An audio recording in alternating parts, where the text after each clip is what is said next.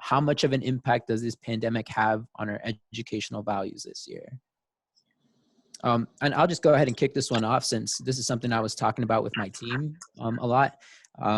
I was really scared when I learned that we were all moving to an online format, mainly because I know that a lot of us that go to the Northeast are there for hands-on learning through technical programs or through labs. We learn through a lot. So this was something that really scared me when I learned that we were all going to online classes. So I would like to hear more from everybody. And we'll start off with Tom. I saw Tom's hand go up first. Tom Elliott. Hi. Yeah. Sorry, I was trying to find the All unmute good. button.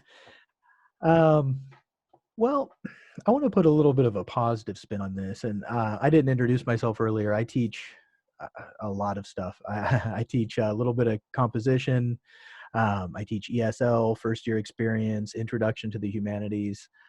So I'm all over the board as far as what types of students I'm teaching. And honestly, there's a reason why we don't have a lot of online ESL classes. I mean, if that really worked, why would a student have to travel to the US to do it? So ideally they are, the face-to-face instruction is really valuable. However, I do want to look on the positive side on this. And I think both students and us instructors are getting a lot of really valuable experience on using technology in ways we never really thought about before. We are being forced to be creative thinkers and problem solvers, and to really stretch what we're doing and do it in different ways than we never expected to. So I think it's a valuable experience. And if we want to try to look at it in that way, I think that would be beneficial. There's always problems, but there's a good side too. Handling adversity is something that we all should learn how to overcome and how to handle it. So thank you so much for speaking. Up next, I saw Anthony's hand go up. So if Anthony would like to join in.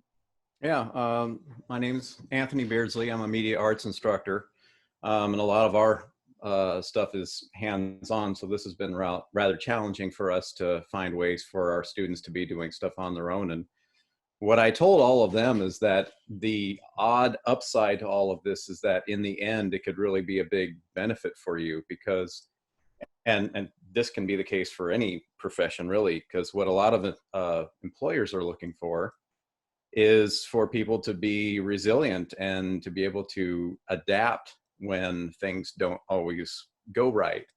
So when everything goes bonkers, can you still get things together and get the job done?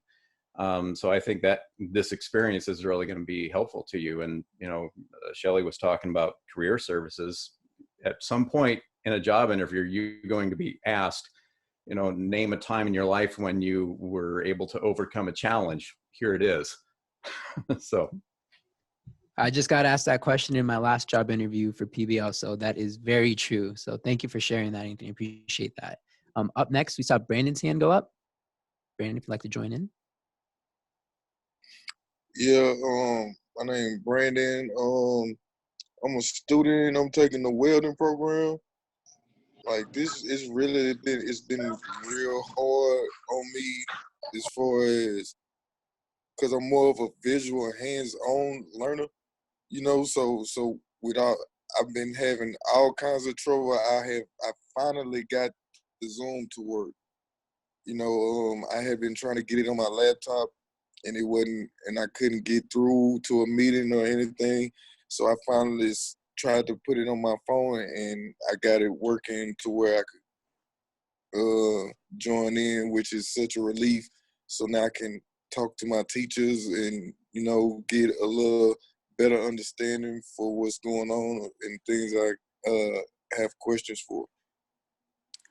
Awesome, Brandon. It's good to hear from the students. And I personally, I just also had some laptop struggles as well. And I went to the Library Resource Center. I actually called them, and they were able to set me up with a borrowed laptop until the end of the semester. And so that was really critical to me for my learning, because I was also doing my homework assignments on my phone, and my phone's half broken right now. So I know exactly what the struggle is. So yeah, reach out to, all the resources that are available to us. And, we're all in the same boat. A lot of us are visual learners, we're kinesthetic. We have to have that placed in front of us. So thank you so much for sharing your opinions. We got Michelle up next here. Michelle, if you'd like to join in, please. Brandon, I just want to speak to you personally a little bit.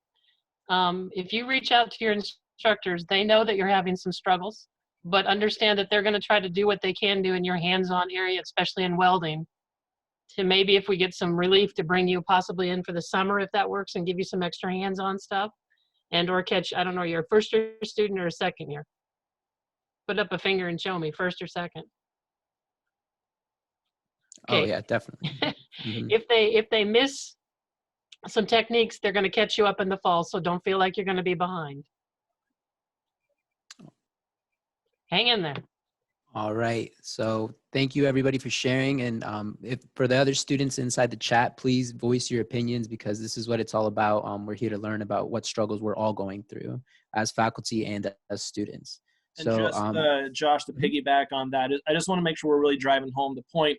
When you get your certificate or your degree or whatever it is, your diploma that you get from us, a huge part of what that is it tells employers that you can push through to the end. And this is, like Anthony was saying, this is going to be that thing in your job interview where you say, everything dropped out from underneath us and I still got through. That's a huge part of education. So keep that up.